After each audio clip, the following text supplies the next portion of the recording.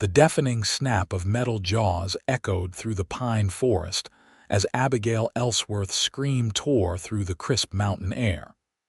Pain, unlike anything she had ever known, seared through her leg, the world spinning in dizzying circles as she collapsed to the forest floor. The year was 1878, and what had begun as a simple botanical excursion into the mountains of western Colorado had transformed in an instant into a nightmare of blood and terror. Abigail had come west from Boston 3 months earlier, a young botanist of 24 determined to catalog the diverse plant life of the frontier.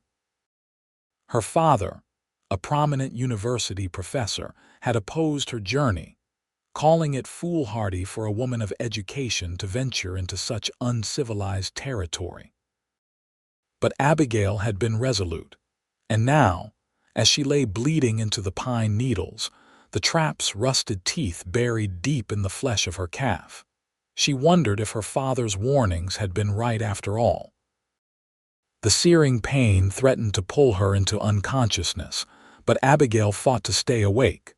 With trembling hands, she tried to pry the trap open, but the mechanism was too strong, its spring designed to hold creatures far more powerful than she. Blood soaked through her canvas trousers, turning them a deep crimson.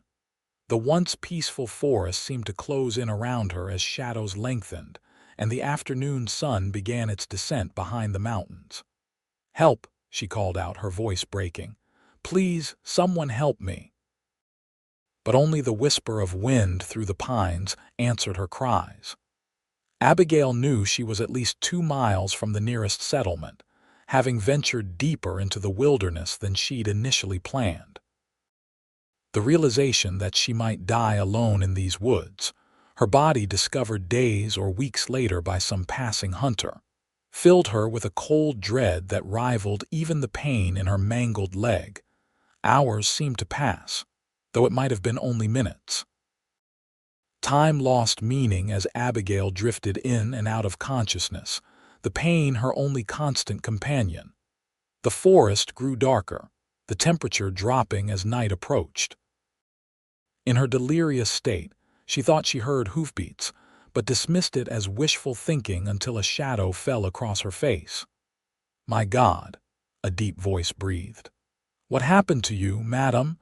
Abigail forced her eyes open to see a man dismounting from a large chestnut horse. Through her pain-hazed vision, she made out the broad-shouldered silhouette of a cowboy, his face shadowed beneath a well-worn hat. "Bear trap," she managed to gasp. "Caught my leg." The stranger knelt beside her, his expression grim as he assessed the trap. "Poachers," he muttered, anger evident in his voice. "Been setting these all through these mountains, taking whatever they can sell." He removed his hat, revealing a face weathered by sun and wind, with clear blue eyes that held a gentleness at odds with his rugged appearance. "Name's Henry Daniels. I'm going to help you, but I need to warn you this is going to hurt something fierce." Henry carefully examined the trap, his fingers tracing the mechanism with practiced ease. "These illegal traps are simple but vicious," he explained, his calm voice anchoring Abigail through her pain. "I'm going to try to release the pressure. When I do, don't move your leg. It'll bleed more once the pressure's off." Abigail nodded weakly, bracing herself as Henry positioned his hands on either side of the trap. With a sudden, powerful movement, he forced the jaws apart. Abigail's scream pierced the forest as the teeth released their grip on her flesh, fresh blood flowing from the deep puncture wounds. Before she could fall back, Henry caught her shoulders, holding her steady. "Easy now," he murmured, quickly tearing strips from his own shirt to fashion a tourniquet above the wound. "You're doing fine. Just stay with me." His large hands worked with surprising gentleness as he bound her leg. The worst of the bleeding stemmed. Henry gathered Abigail into his arms and lifted her as though she weighed nothing at all. "My supplies," she protested weakly. gesturing toward her abandoned satchel of botanical specimens. "I'll come back for them," Henry assured her, carefully settling her on his horse before mounting behind her. "Right now, we need to get you to a doctor." As they rode through the gathering dusk, Abigail leaned back against the solid warmth of Henry's chest, his strong arms keeping her secure. Despite the pain that threatened to overwhelm her with each hoofbeat, she felt oddly safe in the embrace of this stranger who had appeared from nowhere to rescue her. "Thank you," she whispered, her voice barely audible above the sound of the horse's steady gait. Henry's only response was to tighten his protective hold, guiding his mount with the confidence of a man who knew these mountains as intimately as Abigail knew her botany texts. As consciousness again began to slip away from her, Abigail's last thought was that if she had to be caught in a bear trap in the wilderness, at least fate had sent her a guardian angel in the form of a Colorado cowboy. When Abigail next opened her eyes, she found herself in an unfamiliar cabin. The scent of pine smoke and coffee filled the air, and a lantern cast warm light across rough-hewn walls. She was lying on a bed covered with a handmade quilt, her injured leg elevated on several pillows and wrapped in clean bandages. "Welcome back," came Henry's voice from beside the bed. He sat in a wooden chair, his hat resting on his knee. "You've been out for nearly a day." Abigail tried to sit up, but a wave of dizziness forced her back down. "Where am I?" she asked, her throat parched. "My cabin," Henry replied, rising to pour her a cup of water from a pitcher on the nearby table. "The town doctor came and went. Said you were lucky the trap missed the major arteries, but you lost a fair amount of blood. He cleaned and stitched the wounds, left some powders for pain and to prevent infection." As he helped her drink, Abigail studied her rescuer more clearly than she'd been able to in the forest. Henry Daniels appeared to be in his early 30s, with sun-streaked brown hair and those remarkable blue eyes she remembered. His face was tanned and weathered, with lines at the corners of his eyes that suggested he smiled often, though he wasn't smiling now.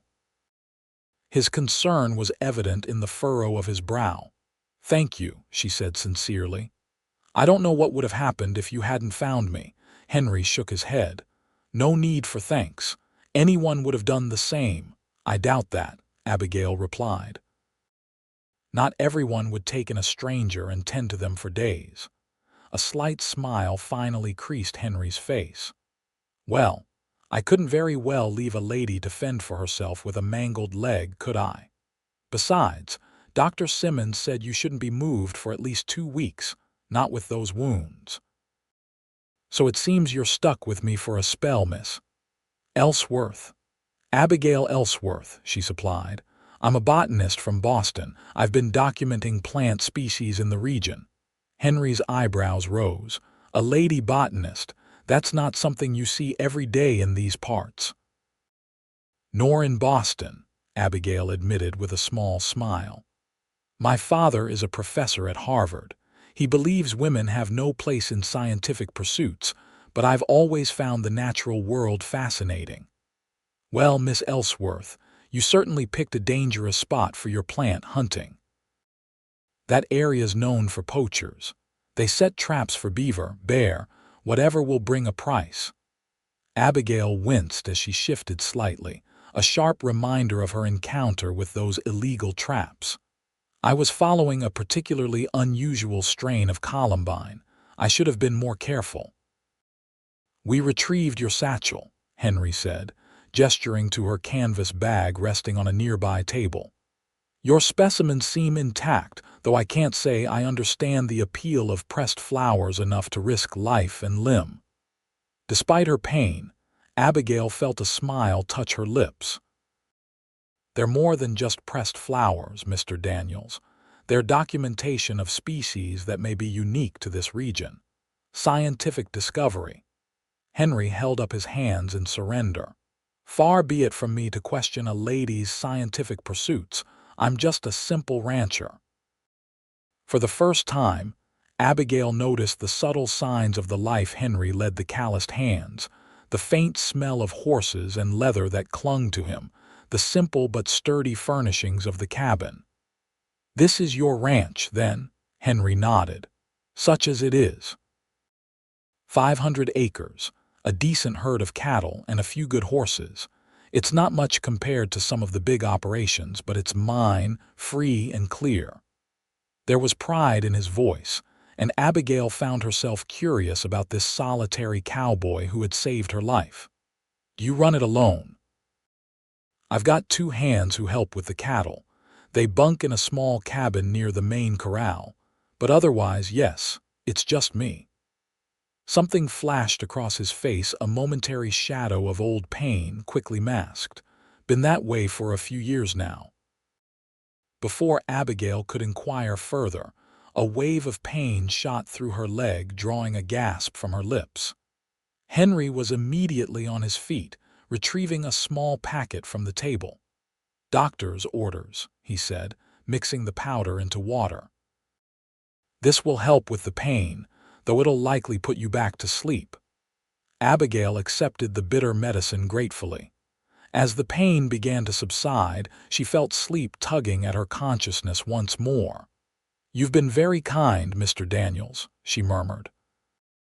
The last thing she saw before drifting off was Henry's gentle smile as he adjusted the quilt around her shoulders. "Rest now, Miss Ellsworth. You're safe here." The next week passed in a blur of pain, healing, and gradually increasing periods of consciousness for Abigail. Henry proved to be an attentive caretaker, changing her bandages with surprising delicacy for a man whose hands were more accustomed to breaking horses than tending wounds. When not seeing to her needs or handling the daily tasks of the ranch, he would often sit by her bedside, reading aloud from one of the few books he owned, mostly practical guides to ranching, and a dog-eared copy of the Iliad that he admitted had been his mother's. By the 8th day, Abigail was able to remain awake for longer periods and had begun to chafe at her confinement to bed. Henry had fashioned a crude crutch from a forked branch, allowing her to make the short journey from bed to table or to the cabin's small porch when the weather was fine. "You're healing remarkably well," Henry observed one evening as they shared a simple supper of venison stew. "Dr. Simmons said you must have the constitution of a mountain lion." Abigail smiled, touched by his evident pleasure in her recovery. "I've always been resilient. My mother used to say I was too stubborn to stay sick for long." "Your mother sounds like a wise woman." "She was," Abigail said softly. "She passed 5 years ago." Henry's expression softened with understanding. "I'm sorry for your loss. I know how that absence can hollow a person out." Something in his tone told Abigail he spoke from experience. "You've lost someone too?" Henry was quiet for a long moment, his gaze fixed on the flames dancing in the hearth. "My wife, Caroline, and our son. 3 years ago, influenza took them both within a week of each other." Abigail's heart constricted at the quiet pain in his voice. "I'm so sorry, Henry." It was the first time she had used his given name, but it seemed right in that moment of shared vulnerability. He nodded in acknowledgement, both of her sympathy and the subtle shift in their relationship. "After they were gone, I threw myself into building this ranch," Henry continued. "Some days the work is the only thing that makes sense." "I understand," Abigail said gently. "After my mother died, I devoted myself to my studies." "Plants don't leave you, they're constant, predictable in their patterns." Henry's eyes met hers across the table, a moment of perfect understanding passing between them. "Exactly that," he said quietly. The next morning, Abigail awoke to find the cabin empty, though a pot of coffee simmered on the stove and a note lay on the table. Henry's angular handwriting informed her that he needed to ride the boundary of his property, but would return by midday. She helped herself to coffee, and some of the cornbread left from the previous night's supper, then hobbled to the porch with her notebook. The view from Henry's cabin was breathtaking. Situated on a gentle slope, it overlooked a verdant valley cut by a winding river, with the jagged peaks of the mountains rising in the distance. Aspen groves dotted the landscape, their leaves shimmering gold in the autumn sunlight. Abigail sketched the scene, then turned her attention to the small herb garden beside the cabin, carefully documenting several species she hadn't previously encountered. She was so engrossed in her work that she didn't hear the approaching riders until they were nearly at the cabin. 3 men on horseback, their appearance instantly setting Abigail on edge. Unlike Henry, whose rugged appearance nonetheless spoke of honest work and self-respect, these men had a predatory air about them. The leader, a lanky man with a scar bisecting one eyebrow, reined his horse to a stop and surveyed Abigail with undisguised interest. "Well, what have we here?" he drawled, his gaze traveling slowly over her in a way that made her skin crawl despite being fully clothed in a borrowed shirt and her own mended trousers. Daniels never mentioned he had a woman staying with him. Abigail straightened, gripping her crutch more firmly. "Mr. Daniels has been kind enough to offer me shelter while I recover from an injury. He'll be returning shortly." The scarred man exchanged looks with his companions, a heavy-set man with a bushy beard and a younger, weasel-faced man barely out of his teens. "That right? Well, we might just wait for him then. Been meaning to have a word with Daniels about those cattle of his that keep straying onto Blackwood land." "This isn't Blackwood land," came Henry's voice as he rounded the side of the cabin, rifle in hand. Though his tone was even, Abigail could sense the tension coiled within him. "You're a full mile inside my property line, Jed, and I'd appreciate you showing Miss Ellsworth the respect due a lady." The scarred man Jed sneered. "A lady? Out here alone with a man she ain't married to? Doesn't sound very ladylike to me." Henry's finger tightened imperceptibly on the rifle's trigger. "Miss Ellsworth was injured by one of those illegal traps your boss has been setting all over these mountains. I found her and brought her here to recover. Now state your business or ride on." Jed's eyes narrowed at the mention of the traps, but he showed no remorse. "Mr. Blackwood sent us to deliver a message. He's offering again to buy your ranch. Says he'll give you a fair price, more than fair, considering how stubborn you've been." "And I'll give him the same answer as before," Henry replied evenly. "This land isn't for sale. Not to Blackwood, not to anyone." Jed spat into the dirt. "You're making a mistake, Daniels. Mr. Blackwood doesn't like being told no. Things have a way of happening to folks who don't cooperate." "Accidents like?" The implied threat hung in the air, and Abigail saw Henry's jaw tighten. "That sounds remarkably like a threat, Jed. And if anything happens to me or my property or to Miss Ellsworth, I'll know exactly who's responsible. Now ride out and tell Blackwood to stay off my land." For a tense moment, Abigail feared the men might decide to press the issue, but Jed finally nodded curtly. "You've been warned, Daniels." His gaze shifted to Abigail, a malicious smile playing at his lips. "Enjoy your recovery, madam." As the 3 men rode away, Henry lowered his rifle and moved to Abigail's side. "Are you all right? Did they frighten you?" Abigail shook her head, though her heart was still racing. "I'm fine. But who were they? What was that about?" Henry sighed, running a hand through his hair. "Hired muscle for Victor Blackwood. He owns the largest ranch in the county, and he's been trying to buy up all the smaller operations. Most have sold, but a few of us are holding out." "And the traps?" Abigail asked, remembering the scarred man's reaction. "Blackwood's men set them, though they'll never admit it. He sells the pelts for extra profit, bear, wolf, beaver. Doesn't matter to him that most of the trapping is illegal these days, or that the traps are catching more than their intended targets. Henry's expression darkened. When I found you, I suspected it was one of their traps. They're the only ones bold enough to set them so close to established trails. Abigail glanced in the direction the men had disappeared. They seemed dangerous. They can be, Henry admitted. Blackwood rules this county like a feudal lord. He's got the sheriff in his pocket, along with most of the town council. But he won't try anything too obvious, not yet anyway. He still pretends to operate within the law.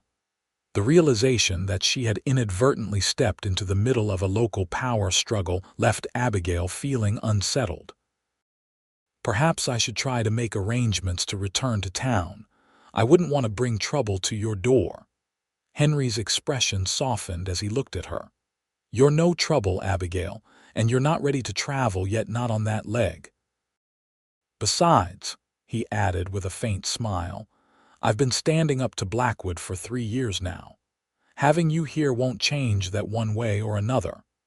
Despite his reassurances, Abigail couldn't shake the feeling that her presence was complicating Henry's already difficult situation. Yet as she watched him move about the cabin that evening, preparing their meal with quiet efficiency, she realized she was in no hurry to leave. In the short time she'd known him, Henry Daniels had become more than just her rescuer. He was becoming a friend, perhaps even something more, though she hesitated to examine that possibility too closely. The next few days passed without further incident, and Abigail's strength continued to return. She began to contribute more to the daily routine, insisting on helping with meals and taking over some of the mending that had clearly been piling up before her arrival. Henry protested at first, concerned about her exerting herself, but eventually conceded that light activity would likely aid her recovery. One afternoon, as Abigail sat on the porch shelling peas while Henry chopped wood nearby, she found herself watching the play of muscles in his back and arms as he swung the axe. The crisp autumn air had brought a healthy flush to his tanned face, and when he paused to wipe his brow, catching her gaze on him, the slow smile that spread across his features sent a warmth through her that had nothing to do with the sunlight. "You're staring, Miss Ellsworth," he said, his tone gently teasing as he set another log on the chopping block. Abigail felt heat rise to her cheeks but refused to be flustered. "I'm observing. It's what scientists do, Mr. Daniels." Henry's laugh was rich and genuine. "And what scientific observations have you made about me then?" "That you're remarkably efficient in your movements," she replied promptly. "No wasted energy. It's a quality I've noticed in many frontier people, a kind of economical grace born of necessity." "Economical grace," Henry repeated, looking amused.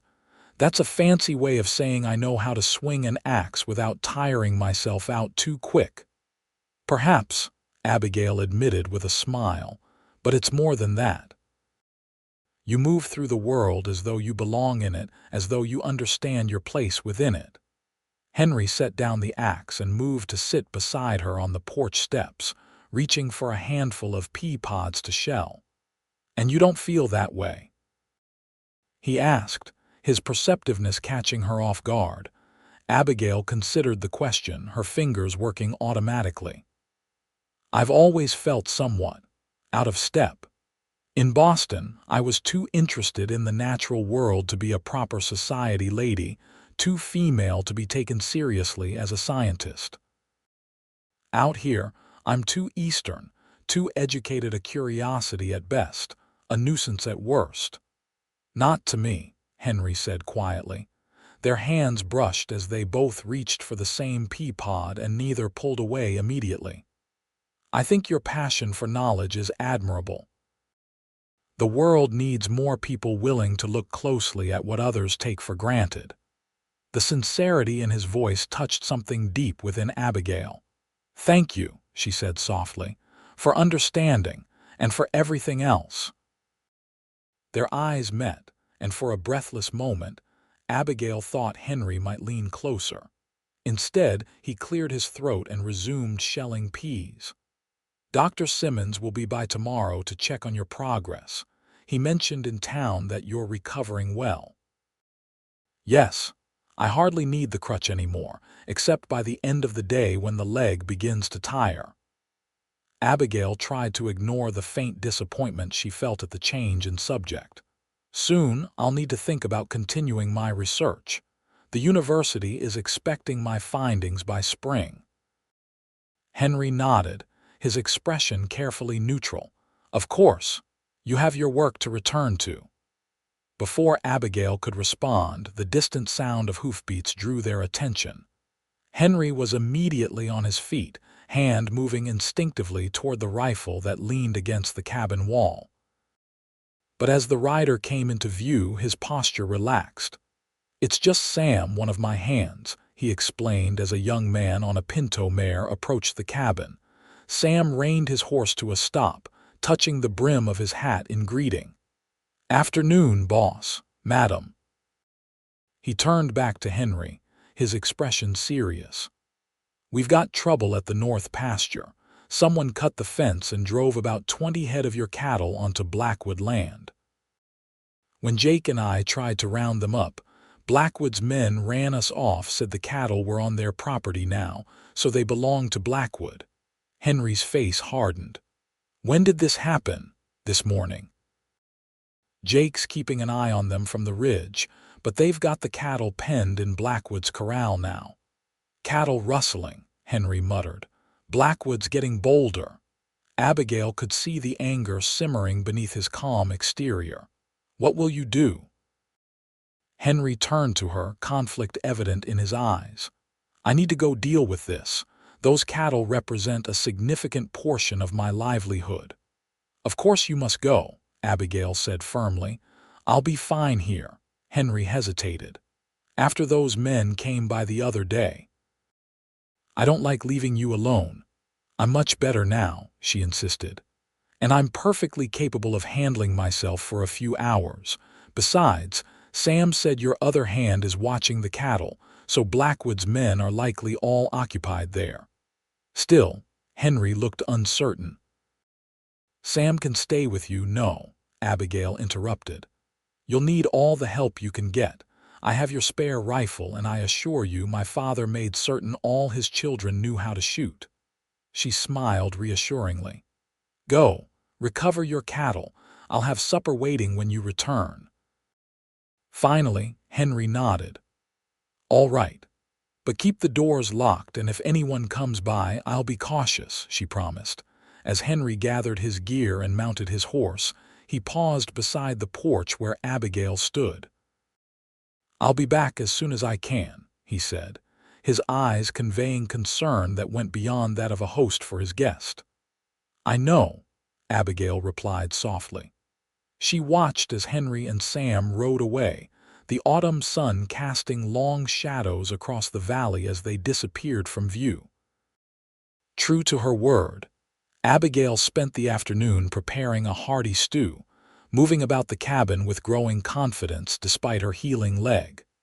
The work kept her mind occupied, preventing her from worrying too much about Henry's confrontation with Blackwood's men.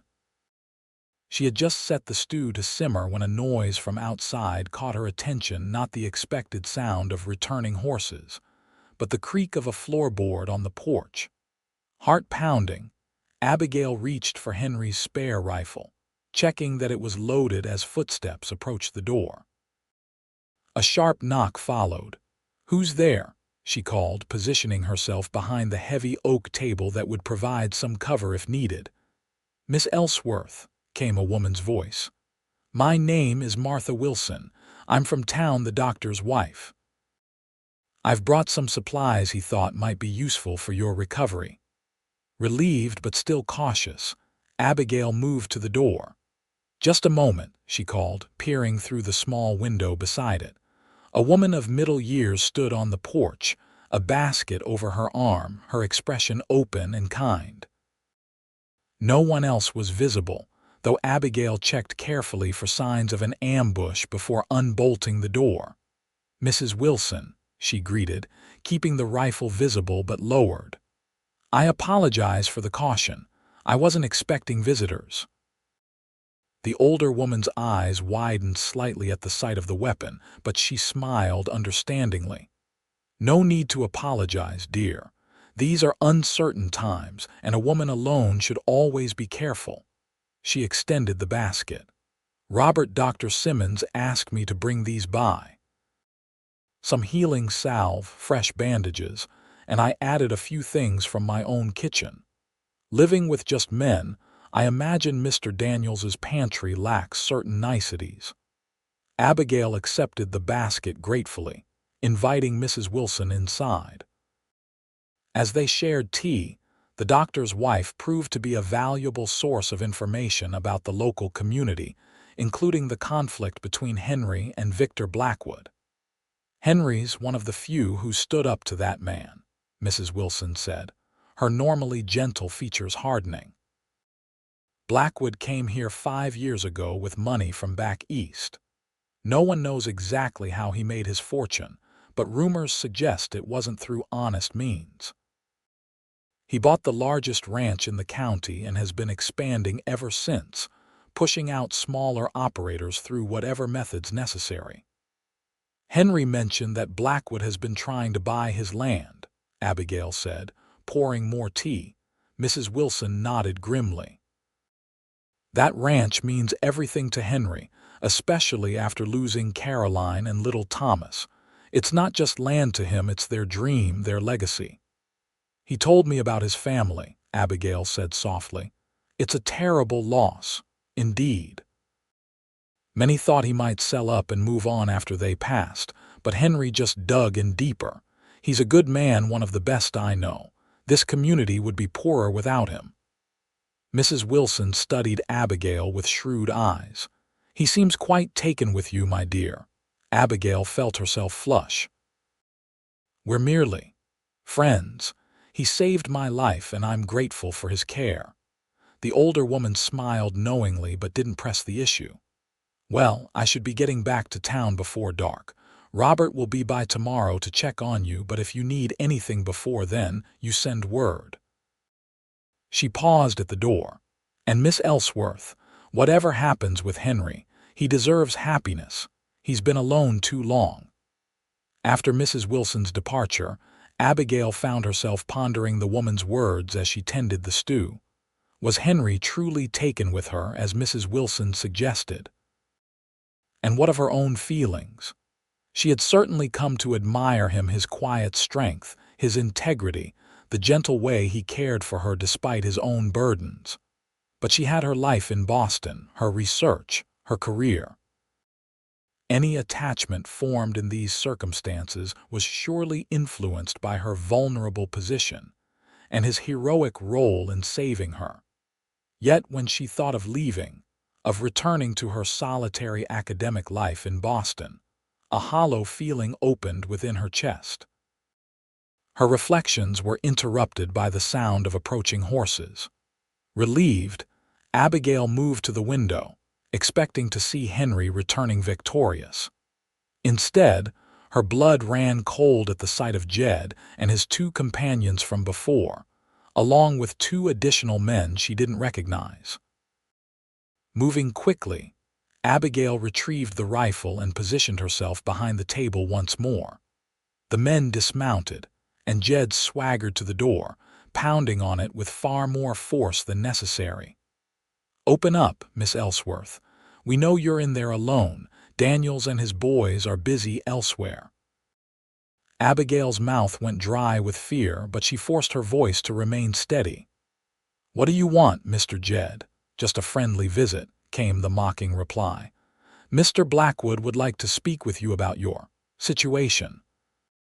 He's concerned for your welfare, staying out here all alone with Daniels." "I'm perfectly fine, thank you," Abigail called back. "Please leave the property immediately." A low laugh filtered through the door. "Now, that's not very hospitable. Maybe we'll just come in and wait for Daniels to return. Have a nice chat about property boundaries. I have a rifle aimed at this door," Abigail warned, her hand steady despite her racing heart. "And I assure you I know how to use it." There was a momentary silence, then Jed's voice again, harder now. "You're making a mistake, lady. No one says no to Victor Blackwood. Daniels will learn that lesson today, and so will you if you don't cooperate." "I've already informed you that I'm armed," Abigail replied firmly. "If you attempt to enter this cabin without permission, I will defend myself. Now leave, before this situation becomes more unpleasant than it already is." She heard muttered conversation outside, then Jed's voice once more. "Have it your way for now, but this isn't over. Daniels can't protect you forever." The sound of retreating footsteps and horses moving away should have brought relief, but Abigail remained tense, watching from the window until the men disappeared from sight. Only then did she allow herself to sink into a chair, rifle still clutched in trembling hands. Something in Jed's tone, the absolute confidence that Henry would learn his lesson today, filled her with dread. As twilight deepened into night with no sign of Henry, Abigail's concern grew. The stew simmered untouched, her appetite gone as she paced the cabin, alternating between watching the window and the door. Finally, well past midnight, she heard the unmistakable sound of horses approaching at a walk, not the gallop she would expect if Henry were being pursued. Rifle ready, Abigail peered through the window, relief flooding through her at the sight of Henry dismounting slowly from his horse. But as he turned toward the cabin, the moonlight revealed dark stains on his shirt and a gash across his forehead. She flung open the door, rushing to him despite the protest from her injured leg. "Henry, what happened? Are you all right?" He looked exhausted, his face etched with pain and anger. "Ambush," he said grimly. "Blackwood's men were waiting for us. We got most of the cattle back, but—" He swayed slightly on his feet. "You're hurt," Abigail said, moving to support him. "Come inside, let me tend to those wounds." Henry allowed her to guide him into the cabin, sinking heavily into a chair while she fetched water and the medical supplies Mrs. Wilson had brought. As she cleaned the gash on his forehead, he winced but remained still under her ministrations. "Were Sam and Jake injured?" she asked, applying the healing salve to the cut. "Jake took a bullet in the shoulder, but it went clean through. Sam's got him at the bunkhouse, patching him up." Henry's jaw tightened. "It was a setup from the start. They wanted to draw me out, away from the ranch." Abigail hesitated, then told him about Jed's visit. "They seemed very confident that you would be taught some kind of lesson today." Henry cursed under his breath. "I should never have left you alone if they had hurt you, but they didn't," Abigail interrupted gently. "I'm fine. And now we know the lengths Blackwood is willing to go to." Henry caught her hand as she finished bandaging his head. "This isn't your fight, Abigail. As soon as you're well enough to travel, I should take you to town. You could stay at the hotel until arrangements can be made for your return to Boston." The thought of leaving sent a sharp pang through Abigail's chest. "Is that what you want?" Their eyes met, and the vulnerability in Henry's gaze took her breath away. "What I want," he said slowly, "is for you to be safe, and as long as Blackwood is targeting me, anyone close to me is at risk." "I'm not afraid," Abigail said, surprising herself with the truth of it. "And I don't abandon friends in need." Something shifted in Henry's expression, a softening, a dawning hope quickly suppressed. "You have your research, your life in Boston. This conflict could drag on for months." "My research can continue here," Abigail replied, making the decision even as she spoke. "The botanical diversity of this region is remarkable, more than enough material for my study, and as for Boston," she shrugged, "there's little waiting for me there besides my father's disappointment and colleagues who refuse to take a female botanist seriously." Henry searched her face, seeming to find the certainty she felt. Slowly, he raised her hand to his lips, pressing a gentle kiss to her palm that sent warmth cascading through her. "Then stay," he said softly. "Stay as long as you wish." In that moment, with his blue eyes holding hers and the gentle pressure of his lips still tingling on her skin, Abigail knew she had crossed some invisible threshold. Whatever happened with Blackwood, whatever challenges lay ahead, her path now seemed inexorably linked with Henry's. The weeks that followed brought both healing and escalating tension. Abigail's leg improved steadily until she could walk without a limp for short distances. Dr. Simmons pronounced her recovery remarkable, though he cautioned that she would likely always bear the scars of her encounter with the trap. Henry's wounds from the ambush healed as well, the gash on his forehead leaving a thin white line that Abigail sometimes traced with her fingertip when they sat together in the evenings. Their relationship deepened with each passing day. What had begun as the connection between rescuer and rescued evolved into genuine companionship, then blossomed into something more profound. They spoke of their pasts, Abigail's privileged but emotionally austere upbringing in Boston, Henry's childhood on a small farm in Pennsylvania before he headed west to seek his fortune. He told her more about Caroline and Thomas, the pain in his voice lessening as he shared happy memories rather than dwelling on their loss. In turn, Abigail confided her struggles to be taken seriously as a scientist, the disappointment of her father's dismissal of her work, her determination to prove herself through this Western expedition. As October gave way to November, they fell into a comfortable routine.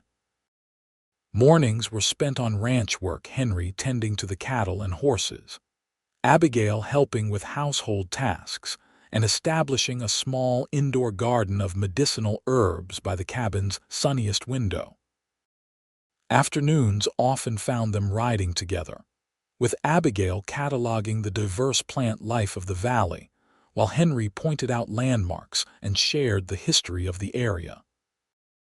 Evenings were for quiet conversation by the fire, sometimes reading aloud to each other, sometimes simply enjoying comfortable silence. Throughout it all, Blackwood's presence loomed like a storm cloud on the horizon. Reports from town brought news of increasing pressure on the remaining independent ranchers. 2 more had sold their land to Blackwood at prices well below market value, driven out by mysterious accidents and livestock losses. Henry reinforced the ranch's defenses, never allowing Abigail to venture far alone, always keeping a rifle within reach. The first snow fell in late November, transforming the landscape into a pristine wonderland. Abigail stood on the porch, marveling at the crystalline beauty of the snowflakes settling on the pine branches, when Henry joined her, draping a warm blanket around her shoulders. "It's magnificent," she breathed, leaning back against him as his arms encircled her waist. This physical closeness had developed gradually between them, a hand on the small of her back, fingers brushing while passing a cup of coffee, and now these moments of embrace that felt both thrilling and utterly natural. "First snow is always special," Henry murmured, his breath warm against her ear. "Covers everything, makes it new again." Abigail turned in his arms to face him, struck by the tenderness in his expression. "Henry," she began, uncertain how to express the feelings that had been growing within her. He raised a hand to brush a strand of hair from her cheek, his touch lingering. "I know," he said softly. "I feel it too." When he bent to kiss her, it felt inevitable, as natural as the snow falling around them, as right as the sun rising each morning. His lips were warm despite the chill air, gentle but insistent against hers. Abigail's arms wound around his neck, drawing him closer as the kiss deepened, expressing all the emotions that had been building between them since that first day in the forest. When they finally parted, both breathless, Henry rested his forehead against hers. "I never expected to feel this way again," he confessed. "After Caroline, I thought that part of me was gone forever. And I never expected to find someone who truly saw me as both a woman and a scientist," Abigail replied. "Someone who values both aspects of who I am." Henry's smile was radiant. "You're remarkable, Abigail Ellsworth. Brilliant, brave, and more beautiful than any flower you've ever catalogued." Abigail laughed, joy bubbling up within her. "Now you're being poetic, Henry Daniels." "You inspire poetry," he said simply, and kissed her again as the snow continued to fall around them, coating the world in pristine white. Their newfound happiness seemed to insulate them from the growing conflict with Blackwood, at least temporarily. As December arrived, they began preparations for Christmas, the first Henry would celebrate since losing his family, and a holiday Abigail had never particularly enjoyed amid the formal, obligatory gatherings of Boston society. Together, they fashioned decorations from pine boughs and berries, and Henry surprised Abigail with a small pine tree, which they adorned with candles and paper ornaments they crafted during the long winter evenings. One such evening, as they sat before the fire working on a string of dried apple slices for the tree, Henry cleared his throat nervously. "I've been thinking," he began, setting aside his knife, "about us, about the future." Abigail's heart quickened. "Have you? Your leg is fully healed now. You could return to Boston, resume your life there." His eyes met hers, uncertainty and hope mingled in their blue depths. "But I find myself selfishly hoping you'll stay, not just for a while, but permanently. Are you asking me to be your housekeeper, Mr. Daniels?" Abigail teased gently, though she knew perfectly well what he was suggesting.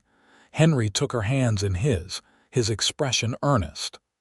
"I'm asking you to be my wife, Miss Ellsworth. I love you. I think I began falling in love with you that first day, when you looked up at me from that trap with such determination despite your pain. You've brought light back into my life, reminded me that there's more to living than just surviving."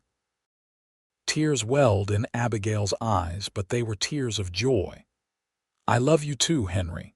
And yes, I'll marry you not because I need a husband or you need a wife, but because I can't imagine my future without you in it." The kiss that followed sealed their engagement, full of promise and passion. As Henry pulled away, however, a shadow crossed his face.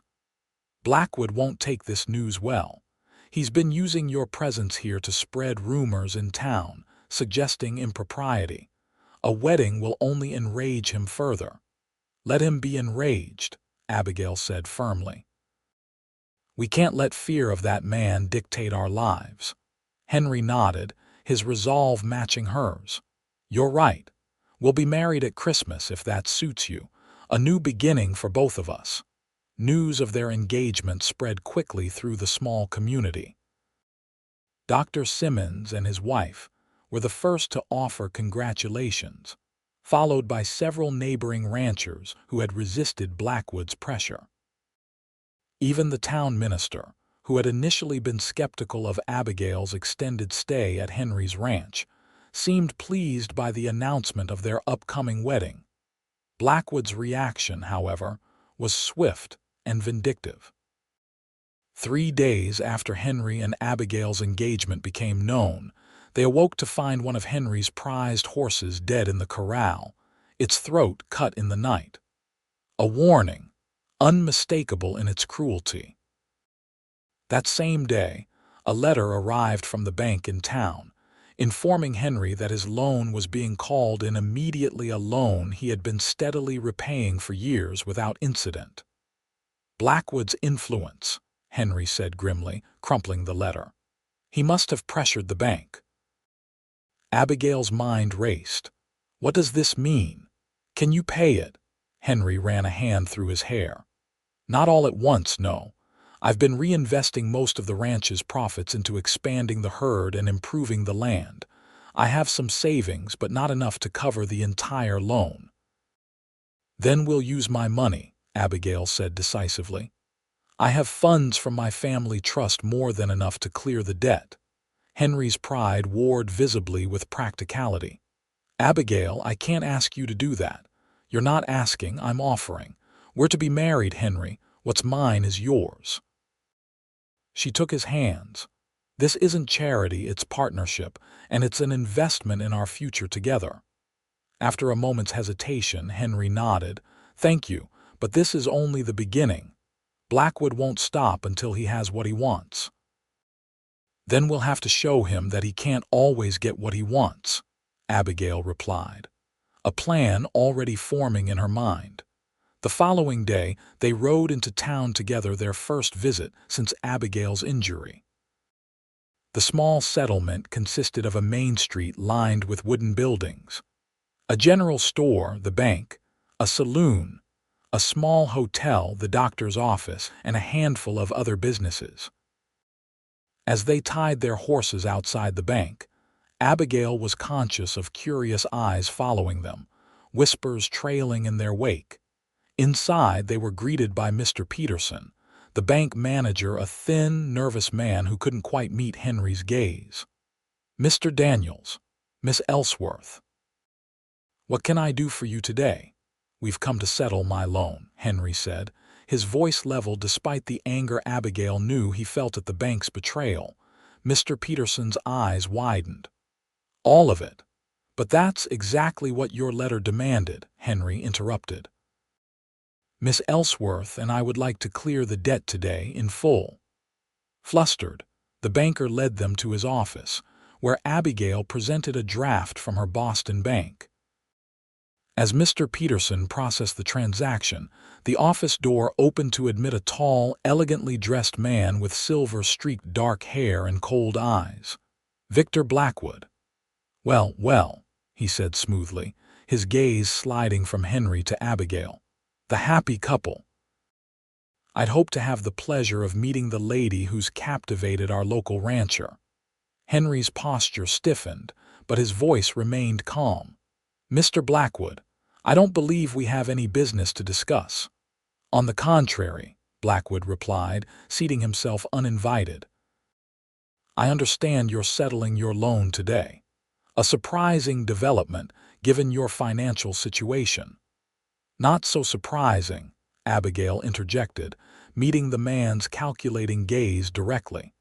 "Henry's ranch is prosperous and well managed. And as his fiancée, I'm naturally invested in our future together." Blackwood's eyes narrowed slightly at her challenge. How fortunate for him to have found a woman of means as well as charms. The insinuation in his tone made Abigail's skin crawl. "Still, one payment doesn't ensure long-term security. My offer to purchase the ranch stands now with a substantial premium in recognition of your sentimental attachment to the property." "The ranch isn't for sale," Henry stated firmly. "Not at any price." The pleasant mask slipped for an instant, revealing the cold calculation beneath Blackwood's sophisticated exterior. "Everyone has their price, Daniels. It's simply a matter of finding it or applying the right pressure." His gaze shifted to Abigail. "I wonder if your lovely fiancée would be so eager to stay once she experiences the harsher realities of ranch life. Boston ladies aren't typically known for their frontier hardiness." Abigail's anger flared. "This Boston lady survived a bear trap, Mr. Blackwood. I suspect I can handle whatever other challenges arise, including men who mistake wealth for worth." A tense silence followed her retort, broken by Mr. Peterson nervously shuffling papers. "The transaction is complete, Mr. Daniels. The loan is paid in full, and here is your receipt." Henry took the document, tucking it securely inside his coat. "Thank you, Mr. Peterson. We'll be on our way now." He offered Abigail his arm, which she took with deliberate dignity. As they reached the door, Blackwood's voice stopped them. This changes nothing, Daniels. That land will be mine eventually, one way or another. Henry turned, his expression calm but resolute. You're welcome to keep thinking that, Blackwood, but you should know I've written to the territorial governor about those illegal traps your men have been setting. Included a detailed map of their locations, along with sworn statements from several witnesses who have seen your men checking them. Blackwood's composure faltered. You're bluffing. Am I? Henry replied evenly. The governor's very interested in reports of poaching, especially when it results in injuries to law-abiding citizens. He nodded toward Abigail's leg. Miss Ellsworth's scientific credentials lend particular weight to her account of the incident. For the first time, uncertainty flickered across Blackwood's face. Illegal trapping carried heavy fines and potential imprisonment, a risk even his influence might not be able to mitigate. Think about it, Blackwood, Henry continued. Is my little ranch really worth the attention such an investigation would bring to your operations?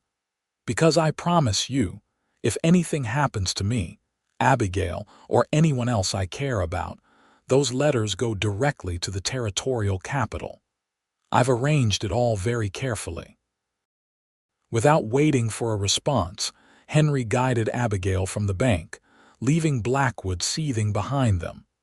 Outside, Abigail released a shaky breath she hadn't realized she'd been holding. That was remarkably effective, she said as they untied their horses. Have you really written to the governor?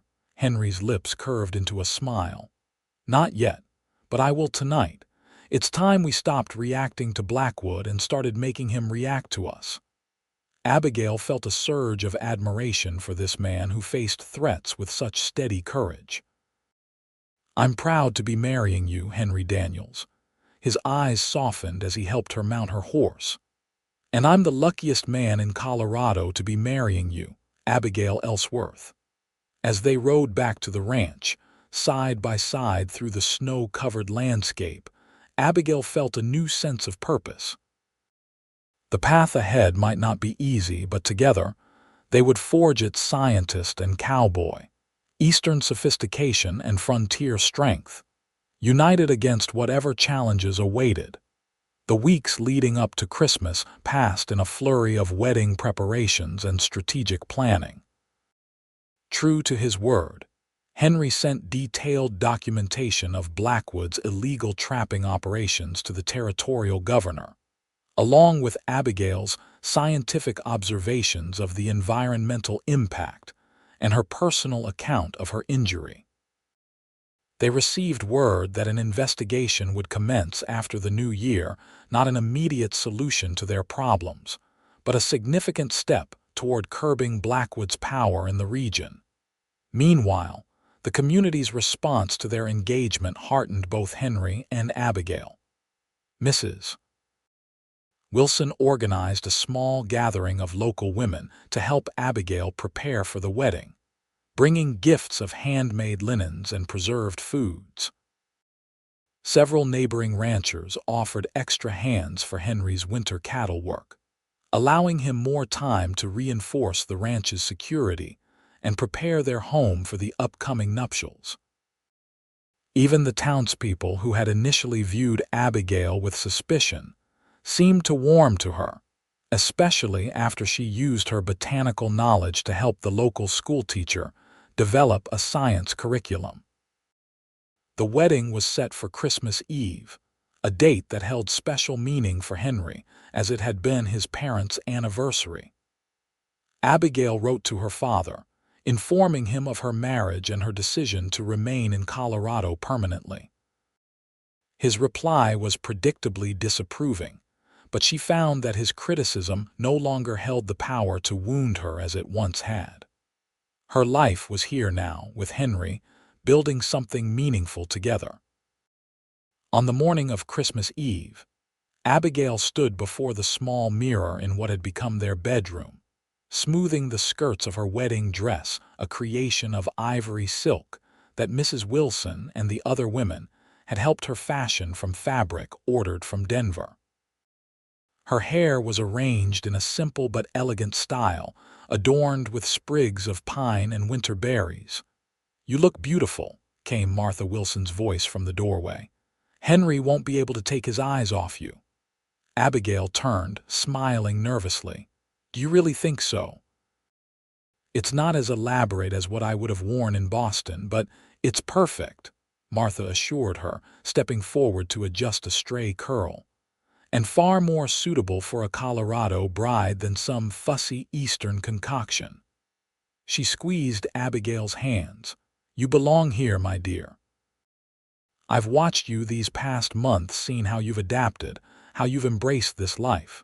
It's rare to find someone who can bridge two such different worlds." Tears threatened to spill from Abigail's eyes. "Thank you, Martha, for everything, for accepting me, helping me, for being the friend I needed here." "Well now," Martha said, blinking back tears of her own, "let's not ruin all our hard work with crying. The guests are arriving and your groom is pacing the floor like a caged mountain lion." Abigail laughed, dabbing carefully at her eyes. "We can't keep him waiting, then." The ceremony took place in the main room of the cabin, transformed by pine boughs, candles, and white ribbons into a space of simple beauty. A dozen guests crowded inside the Wilsons, neighboring ranchers and their wives, Sam and Jake, and a few townspeople who had become friends. Reverend Collins presided, his usually stern countenance softened by the evident affection between bride and groom. When Henry turned to watch Abigail enter on Dr. Simmons's arm, standing in for her absent father, the love shining in his eyes took her breath away. He looked handsome in his best clothes, his hair neatly trimmed, his face clean-shaven for the occasion. But it was the expression of wonder, of absolute certainty, that made Abigail's heart swell with joy. Their vows were traditional but spoken with profound sincerity. When Henry slipped a simple gold band onto Abigail's finger, a ring that had belonged to his grandmother, sent by his sister from Pennsylvania, when she learned of his engagement, tears glistened in his eyes. And when Reverend Collins pronounced them husband and wife, the kiss they shared was both tender and promising, sealed by the approving applause of their friends. The celebration that followed was warm and joyful, with music provided by Jake's fiddle, an abundance of food prepared by the community's women, and enough goodwill to make the small cabin seem expansive. As twilight fell, Henry led Abigail onto the porch for a moment of privacy amidst the festivities. "Happy, Mrs. Daniels?" he asked, drawing her close.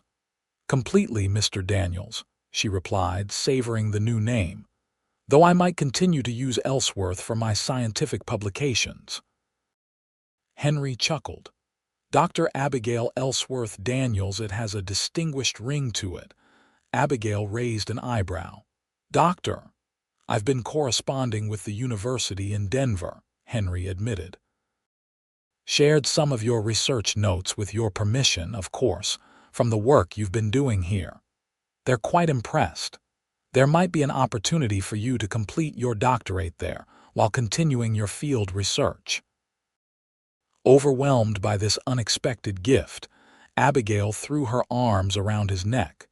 "You wonderful man! How did you arrange this?" "It turns out one of the professors there was a classmate of your father's," Henry explained. "He's familiar with your work and thinks it's been criminally undervalued.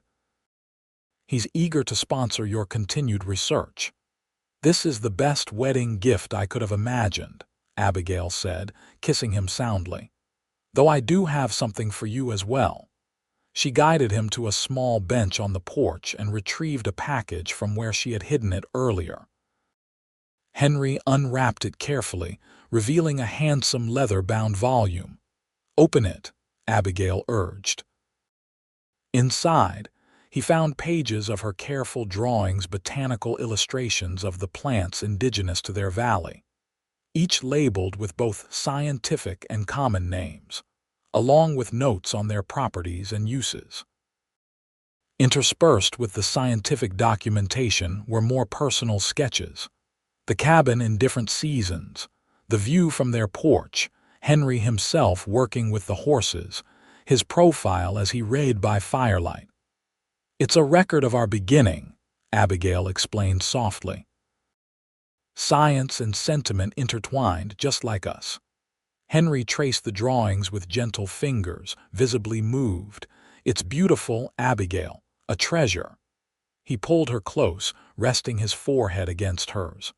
"I never thought I'd find this again, this feeling of home, of belonging. You've given me back a future I thought was lost forever." "We've given it to each other," Abigail corrected gently. "And now we'll build it together, day by day." As they rejoined their guests, the celebration continued well into the evening. Eventually, the visitors departed with good wishes and knowing smiles, leaving the newlyweds alone in the quiet cabin that had become their shared home. Later, as they lay together in the intimate darkness of their bedroom, Henry's fingers traced the scars on Abigail's leg, the permanent reminders of the trap that had brought them together. "Does it still pain you?" he asked softly. "Sometimes," Abigail admitted, "but less each day. And some things are worth the pain they bring." She turned to face him, running her hand along his jaw. "If I hadn't stepped in that trap, we might never have met." "Then I'm grateful for it," Henry said, "though I wish you hadn't suffered. From the moment I found you in those woods, something in me recognized you not just as someone who needed help, but as someone who would change my life." "I felt it too," Abigail whispered. "Even through the pain, a connection I couldn't explain but knew was important." Their kiss deepened, passion building between them as they celebrated their union in the most intimate way, their bodies expressing what words could only approximate: the profound joy of finding one's true partner, the promise of a shared future, the miracle of love blooming from the most unexpected circumstances. Morning dawned clear and cold, Christmas Day breaking over the snow-covered mountains in a blaze of rose and gold. Abigail woke to find Henry watching her, his expression one of quiet contentment. "Merry Christmas, wife," he murmured, brushing a kiss against her temple. "Merry Christmas, husband," she replied, the words still new and wonderful on her tongue. They exchanged small gifts by the fire: a new hat for Henry, crafted in town to Abigail's specifications, a delicate silver pendant for Abigail, another family heirloom Henry had sent for. But the true gift was the day itself, spent in peaceful companionship as they adjusted to their new status as husband and wife, making plans for the future of their ranch, their research, their life together. As evening fell, a knock at the door startled them both. Henry reached for his rifle, but the voice that called out was familiar. "It's Sam. Boss, I mean, Mr. Daniels. Got news you'll want to hear." Henry opened the door to admit his ranch hand, who stamped snow from his boots and removed his hat, nodding respectfully to Abigail. "Sorry to disturb you folks, especially today, but thought you'd want to know Blackwood's packing up. Word in town is he's selling out and heading back east." Henry and Abigail exchanged startled glances. "What brought this on?" Henry asked. Sam grinned. "Seems that letter to the governor hit harder than expected. Marshall arrived yesterday with paperwork not just about the illegal trapping, but some investigation from back east finally caught up with Blackwood. Something about fraud and unpaid debts. They're saying he'll likely face prison time." The news was almost too good to believe. "Are you certain?" Abigail pressed. "Saw it with my own eyes, madam. Marshall took Blackwood and that fellow Jed into custody right in the middle of town. The rest of Blackwood's men are scattering like rats from a sinking ship." After Sam departed with a Christmas pie and their profuse thanks, Henry and Abigail sat in stunned silence before the fire, attempting to absorb the sudden resolution to the threat that had hung over them for so long. "It seems almost too neat an ending," Abigail said finally. Like something from a novel. Henry shook his head, amazed. Sometimes justice does prevail, I suppose, though I suspect your scientific documentation of the trapping played a significant role in convincing the governor to take action. Our documentation, Abigail corrected. Your knowledge of the mountains, my scientific training together, we made a compelling case. She leaned against him, savoring the solid warmth of his presence. It's how we'll approach everything, I think, combining our different strengths. Henry wrapped an arm around her shoulders, pressing a kiss to the top of her head. Together, he agreed. Always together. Spring arrived with a riot of wildflowers carpeting the valley, as if nature itself was celebrating the new beginning. Blackwood's vast holdings had been divided and sold at fair prices to the local ranchers he had once pressured, including an adjacent parcel that Henry purchased to expand their operation. The poaching had ceased entirely, allowing wildlife to return to areas that had been depleted by the illegal trapping. Abigail divided her time between managing the household, continuing her botanical research, and traveling once a month to Denver, where she had begun formal studies toward her doctorate. Her initial paper on the medicinal plants of the Colorado mountains had been well received by the scientific community, with interest from several Eastern universities in publishing her complete findings. Henry's cattle business thrived, and he had begun breeding horses as well, a venture Abigail enthusiastically supported, having developed a particular affinity for the intelligent animals. Together, they had established a reputation for fair dealing and innovation, introducing new agricultural methods Henry had researched and Abigail had refined with her scientific knowledge. Their home had expanded too, with the addition of a dedicated study for Abigail's scientific work and preparation for a nursery. The news of Abigail's pregnancy, confirmed by Dr. Simmons in late March, had brought a joy neither of them had dared to anticipate so soon. The baby was due in October, a harvest child, as Martha Wilson had noted with approval. On a perfect May morning, Henry and Abigail rode together to the place where he had found her trapped and bleeding 7 months earlier. The area looked different in the full flush of spring, vibrant with new growth. The forest floor dappled with sunlight filtering through the fresh canopy of leaves.